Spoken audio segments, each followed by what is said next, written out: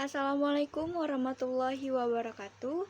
Kami dari kelompok 8 ingin mempresentasikan hasil diskusi kami yang berjudul tentang perkembangan kebudayaan Islam di masa Bani Abbasiyah, yang beranggotakan saya sendiri Fuji Fatima dan rekan saya Alutfi Samrotin Mawalina.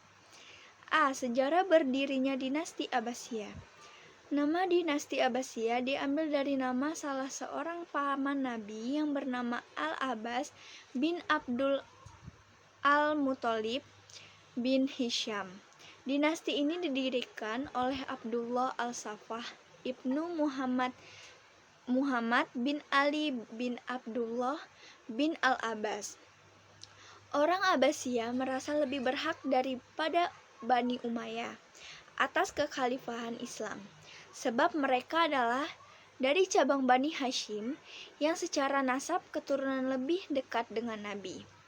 Menurut mereka, orang Umayyah secara paksa menguasai khilafah melalui tragedi Perang Siffin. Oleh karena itu, untuk mendirikan dinasti Abbasiyah, mereka mengadakan gerakan yang luar biasa, melakukan pemberontakan terhadap dinasti Umayyah. Di antara yang mempengaruhi berdirinya khilafah Bani Abbasiyah adalah adanya beberapa kelompok umat yang sudah tidak mendukung lagi terhadap kekuasaan Imperium Bani Umayyah yang notabene-nya korupsi, sekuler, dan memihak sebagian kelompok, diantaranya adalah kelompok Syiah dan Khawarij, serta kaum Mawali atau orang-orang yang baru masuk Islam yang mayoritas dari Persia. Di saat terjadi perpindahan kekuasaan dari Umayyah ke Abbasiyah, wilayah geografis dunia Islam membentang dari timur ke barat, meliputi Mesir, Sudan, Syam, Jazirah Arab, Irak, Parsi, sampai ke Cina. Kondisi ini mengantarkan terjadinya interaksi intensif antara daerah satu dengan daerah lainnya. Interaksi ini memungkinkan proses asimilasi budaya dan peradaban setiap daerah. Selanjutnya, perkembangan di bidang politik Bani Abbasiyah. Pada zaman Abbasiyah, konsep kekhalifahan berkembang sebagai sistem politik ketika Daulah Abbasiyah memegang tampuk kekuasaan tertinggi Islam. Terjadi banyak perubahan dalam kehidupan masyarakat. Kekuasaan Bani Abbasiyah berlangsung dalam kurun waktu yang sangat panjang, berkisar tahun 132 Hijriah sampai 656 Hijriah atau 750 Masehi sampai 1258 Masehi, yang dibagi menjadi 5 periode. Periode pertama 132 Hijriah sampai 232 Hijriah disebut periode pengaruh Persia pertama.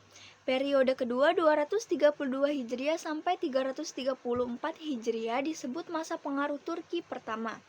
Periode ketiga 334 Hijriah sampai 447 Hijriah, masa kekuasaan dinasti Buai atau pengaruh Persia kedua. Periode keempat 447 Hijriah sampai 590 Hijriah merupakan kekuasaan dinasti Bani Saljuk dalam pemerintahan atau pengaruh Turki kedua. Periode kelima 590 Hijriah sampai 565 Hijriah merupakan masa mendekati kemunduran dalam sejarah peradaban Islam. Selanjutnya, perkembangan di bidang pemikiran Bani Abbasiyah. Munculnya pemikiran Islam sebagai cikal bakal kelahiran peradaban Islam pada dasarnya sudah ada pada awal pertumbuhan Islam, yakni sejak pertengahan abad ke-7 Masehi, ketika masyarakat Islam dipimpin oleh Khulafa al-Rasyidin, kemudian mulai berkembang pada masa dinasti Umayyah dan mencapai puncak kejayaannya pada masa dinasti Abbasiyah. Perkembangan pemikiran dan peradaban Islam ini karena didukung oleh para khalifah yang cinta ilmu pengetahuan dengan fasilitas dan dana secara maksimal, stabilitas politik dan ekonomi yang mapan. Hal ini sering dengan tingginya semangat para ulama dan intelektual muslim dalam melaksanakan pengembangan ilmu, pengetahuan agama, humaniora, dan eksakta melalui gerakan penelitian, penerjemahan, dan penulisan karya ilmiah di berbagai bidang keilmuan. Kemudian, gerakan karya nyata mereka di bidang peradaban artefak. Selanjutnya akan dilanjutkan oleh rekan saya. Baiklah, saya akan melanjutkan presentasi dari kawan saya, Fuji Fatima. Saya Lutfi Samrati Mawalina, NPM 19111021. Baiklah, yang selanjutnya adalah perkembangan di bidang ekonomi dinasti Bani Abbasiyah. Perkembangan di bidang ekonomi ini maju di bidang pertanian pada awal pemerintahan dinasti Abbasiyah, karena pemerintahannya berada di daerah yang sangat subur di tepi sungai yang terkenal dengan nama Sawat. Pertanian merupakan sumber utama pemasukan negara dan pengelolaan tanah hampir sepenuhnya dikerjakan oleh penduduk asli yang statusnya mengalami peningkatan pada rezim baru. Sungai Tigris dan Sungai Efrat menjadi pelabuhan transit bagi kapal-kapal dagang dari berbagai penjuru dunia perdagangan internasional. Ini terjadi sejak kekhalifahan Al-Mansur. Pertumbuhan ekonomi cukup stabil dan menunjukkan angka vertikal devisa negara pun berlimpah. Yang selanjutnya yaitu perkembangan di bidang seni dan budaya. Perkembangan kebudayaan Islam berjalan seiring dengan penyebaran Islam. Bangsa-bangsa non-Arab yang telah masuk Islam menggunakan bahasa Arab dan adat istiadat Arab dalam kehidupan sehari-hari. Contohnya, raja-raja Spanyol non-Muslim seperti Peter sampai ia hanya mengenal huruf Arab. Dan gereja dihiasi dengan ukiran Arab dengan kaligrafi, dan wanita-wanita Kristen Sisilia berpakaian ala wanita-wanita Islam. Peradaban Islam juga mempengaruhi bangsa-bangsa di luar kekuasaan Islam. Bangsa-bangsa yang terpengaruh peradaban Arab itu banyak yang sudah lupa pada jati diri mereka sendiri. Maka dapat dikatakan bahwa kebudayaan Arab sudah meluas dan tidak terbatas pada bangsa yang berada di Jazirah Arab saja. Setelah Islam datang, kebudayaan itu tetap terjaga, bahkan berkembang pesat. Salah satunya yaitu di bidang kesenian. Kesenian yang bercorak Islam tumbuh dan berkembang mengikuti perkembangan dan kemajuan perkembangan kesenian Islam erat dengan keadaan wilayah Islamiyah sejak Khalifah Al-Khulafaur Rasyidin sampai dengan masa dinasti Abbasiyah. Dengan ditaklukkannya kota-kota yang dulu sebagai pusat budaya, maka kota-kota itu tumbuh dan berkembang dalam suasana yang Islami. Setelah menjadi wilayah Islam, bertemulah bentuk budaya dan dari beraneka ragam jenis yang kemudian menjadi lebur dengan warna dan nafas Islami. Sumber inspirasi kesenian Islam berawal dari masjid, Al-Quran, dan pelaksanaan ibadah menurut syariat Islam. Dari masjid melahirkan berbagai cabang kesenian seperti seni ukir, seni dekorasi, dan seni bangunan. Kemudian pelaksanaan ibadah juga melahirkan seni kesenian, yaitu berupa seni suara seperti azan, bentuk busana, dan lain-lainnya. Dari Al-Quran lahir juga beberapa cabang kesenian seperti seni kaligrafi, seni sastra, seni suara, dan berbagai cabang ilmu pengetahuan yang terkandung dalam ayat-ayat Al-Quran. Puncak-puncak kesenian yang telah dicapai oleh dinasti Abbasiyah antara lain yaitu seni sastra. Seni sastra yang berkembang pada dinasti Abbasiyah ini tumbuh dalam bentuk dan gaya sastra, baik sisi, uslub, tema maupun sasarannya. Kemudian seni ukir. Seni ukir ada di dalam masjid, ukiran yang meluas di sekeliling dinding dan pilar. Sejalan dengan lahirnya seni ukir ini tumbuh pula kaligrafi yang melahirkan berbagai macam bentuk dan gaya tulisan. Kemudian pada seni bangunan di pusat kota Baghdad dibangun istana yang diberi nama Qasr al-Zahab yang berarti istana emas. Dan di luar kota Baghdad juga membangun istana yang diberikan nama Qasr al-Khuldi yang berarti istana abadi. Kemudian Yang selanjutnya yaitu perkembangan di bidang ilmu pengetahuan. Yang pertama, proses perkembangan ilmu pengetahuan di masa dinasti Abbasiyah. Masa Bani Abbasiyah adalah masa keemasan Islam atau sering disebut dengan istilah The Golden Age. Pada masa itu umat Islam telah mencapai puncak kemuliaan baik dalam bidang ekonomi, peradaban, dan kekuasaan. Selain itu juga telah berkembang berbagai cabang ilmu pengetahuan, ditambah lagi dengan banyaknya penerjemahan buku-buku dari bahasa asing ke bahasa Arab.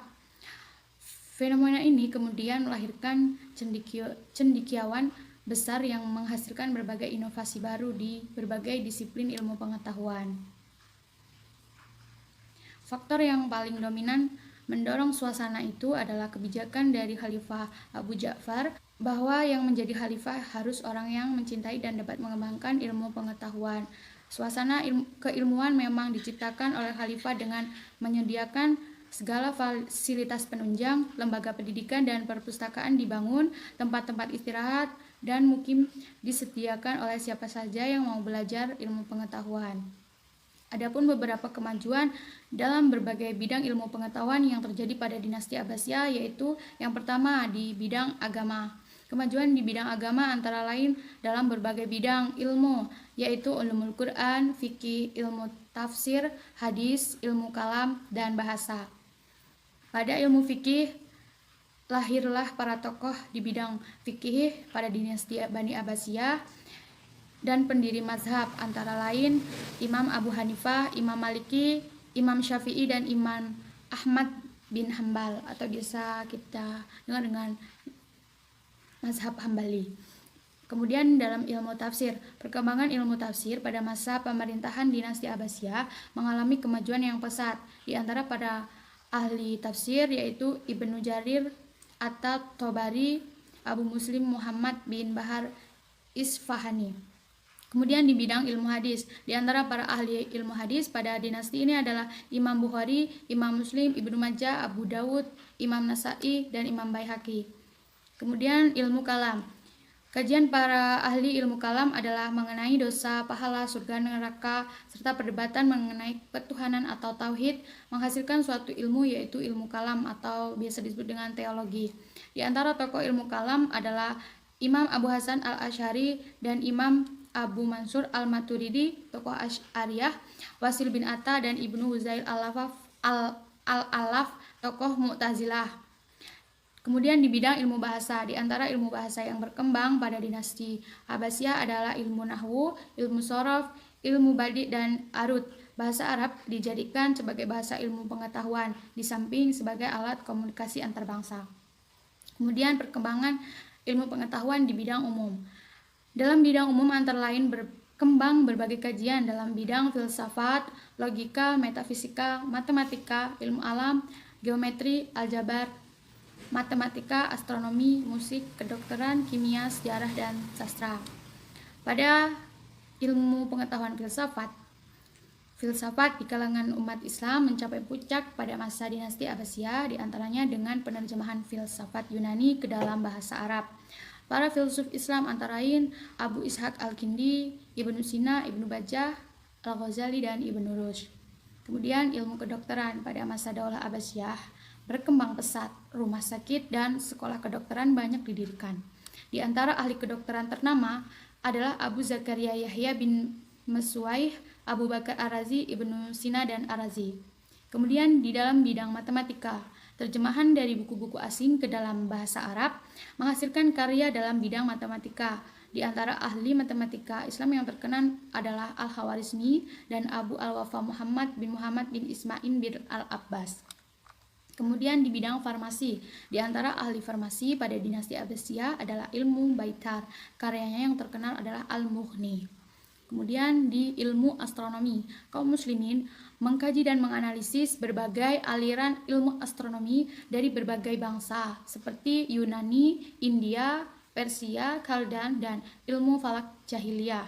Di antara ahli astronomi Islam adalah Abu Mansur al-Falaki, Jabir al-Batadi, dan Raihan al-Biruni. Kemudian di bidang geografi, dalam geografi umat Islam sangat maju karena sejak semula bangsa Arab merupakan bangsa pedagang yang menempuh jarak jauh untuk berniaga. Di antara wilayah pengembaraan umat Islam adalah umat Islam mengembara ke Cina dan Indonesia pada masa awal-awal kemunculan Islam. Di antara tokoh ahli geografi yang terkenal adalah Abu Hasan al-Mas'udi, Ibnu Khurdazabah, Ahmad el-Yaqubi, dan Abu Muhammad al-Hasan al-Hamdani. Kemudian di bidang ilmu sejarah, masa dinasti Abbasiyah banyak muncul tokoh sejarah. Di antara tokoh sejarah adalah Ahmad bin al-Yaqubi, Ibnu Ishaq, Abdullah bin Muslim al-Qurtubah, Ibnu Hisham, dan At-Tabari al-Maqrizi, kemudian al-Baladzuri. Lalu yang terakhir adalah di bidang sastra. Bangsa Baghdad merupakan kota pusat seniman dan sastrawan. Para tokoh sastra antara lain yaitu Abu Nawas, yang beliau adalah salah seorang penyair terkenal dengan karya cerita humornya. Kemudian An-Nas Yasi, penulis buku Al-Fulailah Walailah, adalah buku cerita sastra 1001 Malam yang sangat terkenal dan diterjemahkan ke dalam hampir di seluruh dunia. Kemudian yang kedua adalah lembaga pendidikan Islam pada masa dinasti Abbasiyah. Di antara lembaga-lembaga yang didirikan pada masa dinasti Abbasiyah yaitu yang pertama adalah lembaga pendidikan dasar, kutab atau maktab. Kutab sebenarnya dalam sejarah sudah ada pada sejak pra-Islam dan diperkirakan mulai dikembangkan oleh pendatang ke tanah Arab yang terdiri dari kaum Yunani dan Nasrani sebagai cara mereka mengajarkan Tauhid dan Injil. Kutab pada masa Bani Abbasiyah merupakan kelanjutan dari dinasti Umayyah. Para ahli sejarah pendidikan Islam sepakat bahwa keduanya merupakan lembaga pendidikan Islam tingkat dasar yang mengajarkan membaca dan menulis, kemudian pengajaran Al-Quran dan pengetahuan tingkat dasar. Namun yang membedakannya dalam dua fase yaitu bahwa kutab adalah istilah lembaga pendidikan pada zaman klasik dan maktab adalah istilah lembaga pendidikan Islam untuk zaman modern. Kemudian yang selanjutnya yang B adalah masjid. Sebagaimana dijelaskan dalam berbagai literatur, masjid bukan hanya sekedar untuk tempat beribadah, melainkan juga berfungsi sebagai pusat kegiatan pendidikan dan kebudayaan. Sistem pembelajaran di dalam masjid berbentuk halaqah berkembang dengan baik pada masa dinasti Abbasiyah. Sejalan dengan munculnya berbagai macam pengetahuan agama, sehingga terkadang di dalam suatu masjid besar terdapat beberapa halaqah dengan materi pembelajaran yang berbeda, seperti nahwu, ilmu kalam, fikih, dan lain-lainnya. Ini terjadi di Masjid Al-Kasai dan Al-Mansur di Baghdad. Kemudian yang selanjutnya adalah Khizanah Al-Hikmah atau biasa dikenal dengan Baitul Hikmah. Pada masa Khalifah Harun al-Rasyid, ia mendirikan Khizanah Al-Hikmah yang menyerupai Jundi Sapur Akademi di Sasania, Persia. Khizanah Al-Hikmah berfungsi sebagai perpustakaan dan lembaga pendidikan yang banyak melakukan penelitian yang dilengkapi dengan laboratorium. Untuk mengembangkan Khizanah Al-Hikmah, Khalifah Harun al-Rasyid banyak memanfaatkan kekayaan untuk membangun berbagai fasilitas pendidikan di lembaga ini, seperti membangun observatorium, membiayai penyediaan manuskrip Yunani, Romawi, dan Persia untuk diterjemahkan ke dalam bahasa Arab. Kemudian pada tahun 815 Hijriah, putra Khalifah Harun al-Rasyid yaitu Khalifah Al-Ma'mun mengganti namanya menjadi Baitul Hikmah dan menambah fungsinya menjadi tempat penyimpanan buku-buku yang berasal dari Persia, Bizantium, Ethiopia, dan India. Baitul Hikmah pusat penerjemahan yang berfungsi sebagai perguruan tinggi dengan perpustakaan yang besar, dan Baitul Hikmah telah mendorong kemajuan dan perkembangan kebudayaan serta ilmu pengetahuan, filsafat, kesusastraan, dan syariat Islam. Dan yang keempat adalah Universitas Nizamiyah. Universitas ini didirikan oleh Nizam al-Mulk. Universitas ini mulai dibangun pada tahun 1065 Masehi. Universitas ini dibangun untuk menyaingi Universitas Cordoba dan Universitas Al-Azhar di Kairo. Universitas Nizamiyah merupakan lembaga pendidikan Islam yang resmi pada masa ini dan dianggap sebagai prototipe pada awal pembangunan lembaga pendidikan tinggi setelahnya. Tujuan didirikan universitas ini adalah untuk mengatasi kelemahan dan kekurangan yang sulit dihindari dalam sistem pendidikan kutab dan masjid. Dan yang pembahasan yang selanjutnya adalah kemunduran dan kehancuran Bani Abbasiyah. Terdapat faktor internal dan eksternal yang disinyalir menjadi penyebab kemunduran dari dinasti Abbasiyah. Yang pertama dari segi internal, adanya persaingan antaras, yaitu antara keturunan Persia dan Arab. Yang B, angkara murka terhadap Bani Umayyah dan kaum Alawiyyin. Yang C, kelemahan di bidang mekanisme pemerintahan. Yang D, kemerosotan ekonomi. Yang E, khalifah amat terpengaruh oleh bid'ah-bid'ah agama. Dan yang selanjutnya adalah adanya pengangkatan 2 orang putra mahkota. Dan yang kedua adalah dari segi eksternal. Faktor eksternal yang memicu runtuhnya dinasti Abbasiyah adalah serangan pasukan Tartar pada tahun 1258 Masehi di kota Baghdad. Hula Gukan, Panglima Tartar disinyalir sangat dibantu oleh Muayyad ad-Din al-Muhammad al-Aqlami. Al-Aqlami menginformasikan kepada Hula Gukan tentang kondisi yang semakin lemah dinasti Abbasiyah. Dan yang ada ini dari pendapat bahwasannya faktor yang selanjutnya yaitu adanya perang salib yang tidak berhenti-berhenti, yang berlangsung beberapa gelombang atau periode dan telah menelan banyak korban. Itulah tadi dari pembahasan kami, kurang lebihnya kami mohon maaf. Kami akhiri, wassalamualaikum warahmatullahi wabarakatuh.